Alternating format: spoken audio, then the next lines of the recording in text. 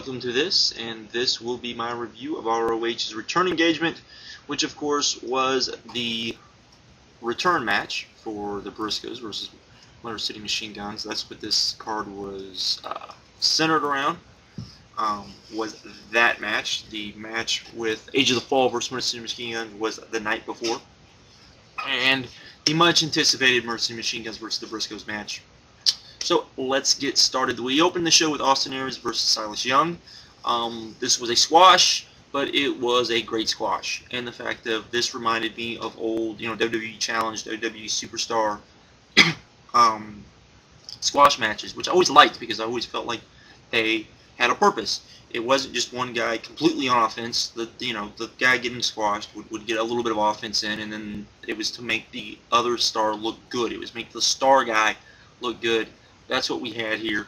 I liked this. I like this a lot, just for that purpose. I wish we would see more of these type of matches.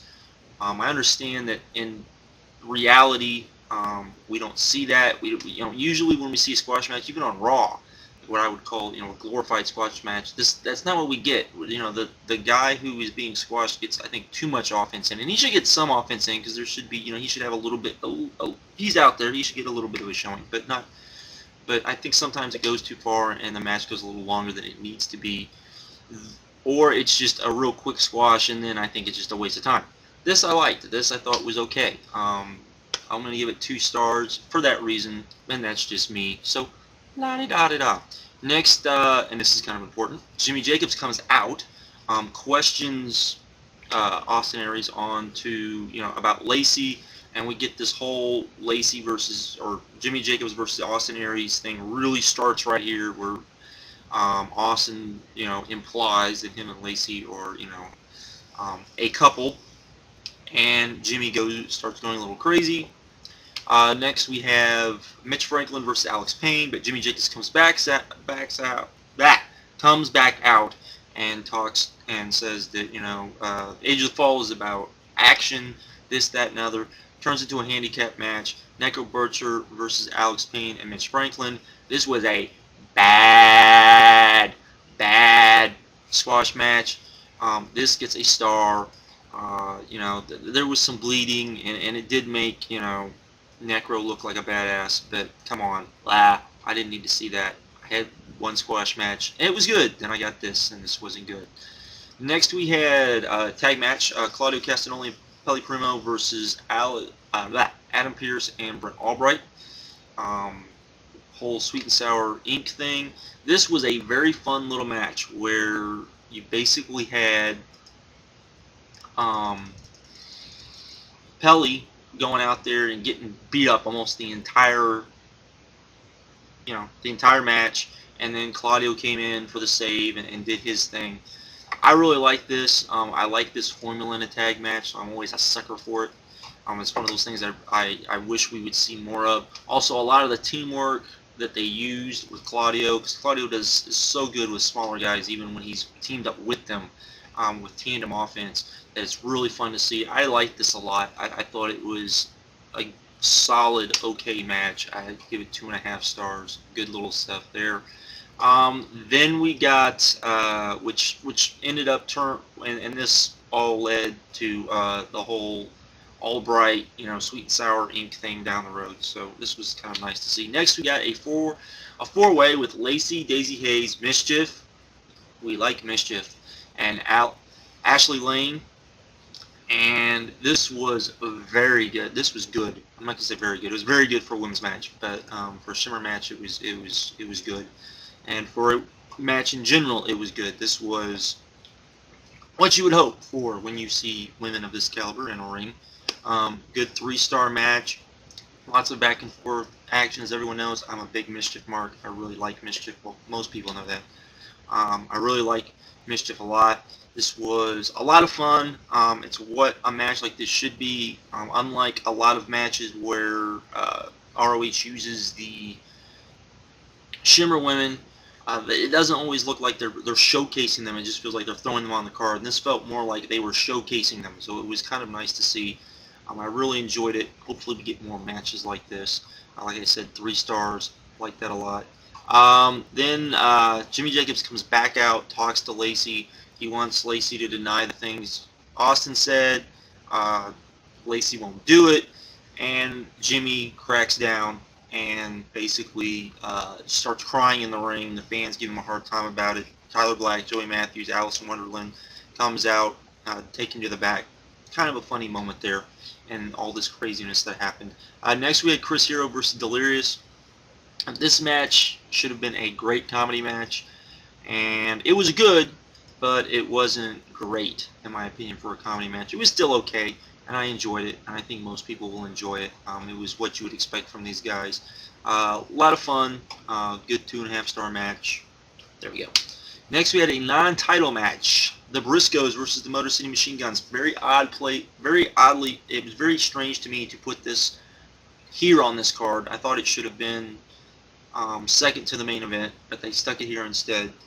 I'm going to be honest. Well, let me get to that. This was a non-title match, and the reason why they did a non-title match was to kind of swerve everyone, because if it was a title match, well, then the Briscos definitely were going to win, because there's no way the Motor City Machine Guns are going to beat the Briscos for the titles. So they made it a non-title match, so then that kind of left it up in the air. Ooh, who's going to win? Who's going to win? And of course, this was simply them trying to prove who the best tag team in the world was. That's how they set it up. And I'm going to be honest, I did not like this nearly as much as I liked the match last year. It was methodical and slow-paced like last year's was. Motor City Machine Gun seems to be able to bring the Briscos down a little bit, much like some of the tag teams in Japan are able to do, where it's not as spot-happy and just, them flying all over the place, which isn't a bad thing, but does get old after a while. But this was a little too methodical for me.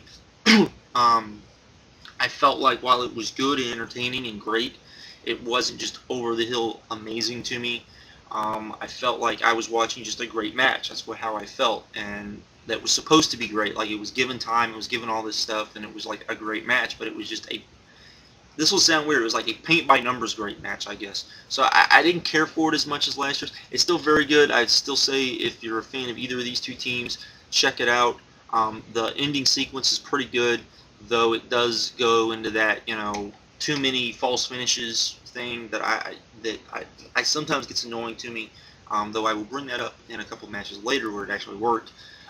This was, not as good as I felt last year's, but I still thought it was a great match. I'd give it 4 stars. I know people are going to rip me and go, how can you say that? But it was just the way I felt about this match. There was something to me watching it. I meant that I just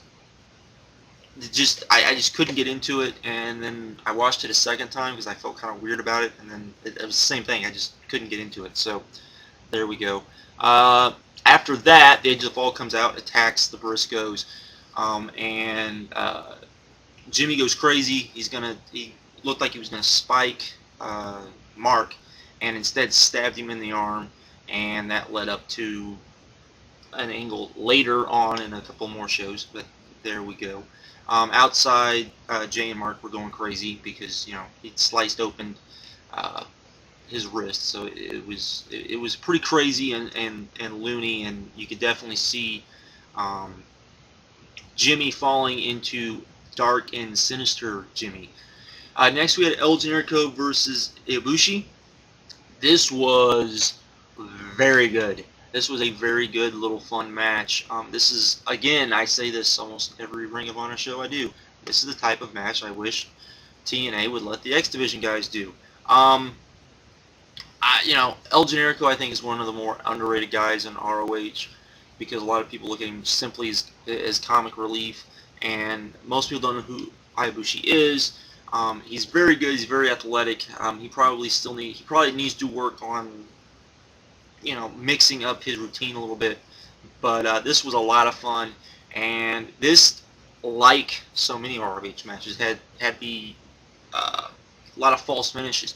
But they made sense because there wasn't a false finish where you really felt like, wow, that should have ended the match. It was like, wow, is that going to end the match? No, it's not. Wow, is that going to end the match? No, it's not. You didn't feel like something should end the match, and then it didn't.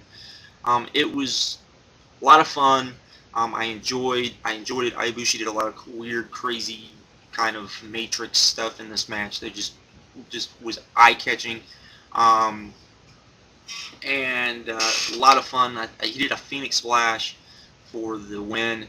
which was beautiful, and I'd recommend anybody just to watch this match just to see that move, because I watched it twice because I'm like, wow, that was just beautiful. 3 3/4 stars. Really enjoyed it. Really thought it was just there and lived up to everything it should have been, and like I said, just really liked it, to be completely honest. I thought it was what it should have been, and there we go. Next we had the Age of the Fall versus the Vulture Squad. This was a 6-man with Black, Matthews, and Gowan versus who? I can't even remember now. But Gowan was in there, which I like, because I like it when they allow to use Gowan, actually, because Gowan, I think even though they kind of they don't do him like he's supposed to be a freak show, but in truth he is supposed to be a freak show, which I hate saying it, but it's really true. But he does so many like little innovative spots that makes you go, wow, that's fun, and he's fun to watch, and that's always good. But versus the Age of the Fall versus Jigsaw, Ruckus, and Jack Evans, and this was pretty good, in my opinion. Good 2.5-star spot fest. Your basic X Division match sort of thing. A lot of fun. Which was just supposed to be a kind of weird place to put on this card, but it was there. So, anyways, though this led to Jimmy Jacobs coming out, and he sends everyone to the back and says Austin, broke his soul. He challenges Austin face to face. It was just an eerie, crazy mental breakdown, lunacy of Jimmy Jacobs, and really was a great little add bit to the night. These segments, I would say, throughout the night really added a lot to the show. And as far as the segments go and storytelling and just kind of turning Jimmy into, the kind of goofy, kind of, cult leader into the dangerous, crazy, what's he going to do next guy, this worked perfectly for that. And I would give the segments as a whole 4 stars. I thought they worked beautifully. I'm a Jimmy Jacobs fan, so I'm easy to please. He can please me very easily. Next we had Nigel McGuinness versus Kevin Steen for the ROH World Title. This was a very good match. Kevin Steen, of course, very good. Another guy that I think is a bit underappreciated in ROH due to the fact that he's in a tag team. But very good. Him and McGuinness worked very well together. Excuse me. It's really, looked kind of, there were parts of it that were just kind of strange, I felt, and looked kind of odd, like something was off. This could have been a really great match, but something was just off. I'm not sure what it was. It just seemed like something was off, but it was very good. I enjoyed it a lot, and a good 3 3/4 star match. A lot of fun. And overall, this was a fun, entertaining show. It's one of those shows where you can see where when Ring of Honor makes that next step, they should be able to make it very easily and very confidently, I think, because this show told a story. There was nothing, most of the matches delivered. Again, I didn't feel the Motor City Machine Gun versus Briscos match was as good as it was last year. Still a great match. I mean, anytime you're talking about a 4-star match, saying that's kind of that's saying a lot. But this is a great show in my opinion. Definitely an 8.5. A little better than last night's.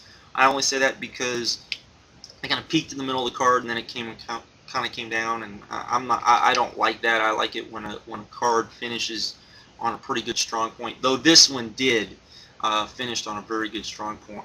It didn't finish maybe as strong as it could have been to have been a truly amazing show, but it was right on the verge of that.